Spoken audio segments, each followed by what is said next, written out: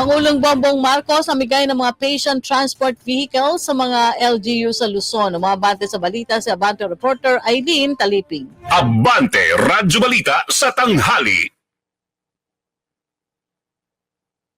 Pinangunahan ni Pangulong Ferdinand Marcos Jr. ang distribusyon ng patient transport vehicles sa mga local government units sa Luzon nitong Miyerkules ng umaga bilang bahagi ng kanyang pangako na palakasin ang sistemang pangkalusugan sa bansa at mapahusay ang emergency response sa buong Pilipinas.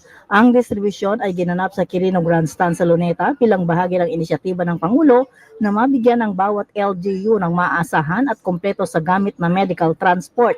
Ang mga PTV ay pinondohan ng Philippine Charity Sweepstakes Office na siyang kaagapay ng gobyerno para mapahusay ang sistemang pangkalusugan sa bansa.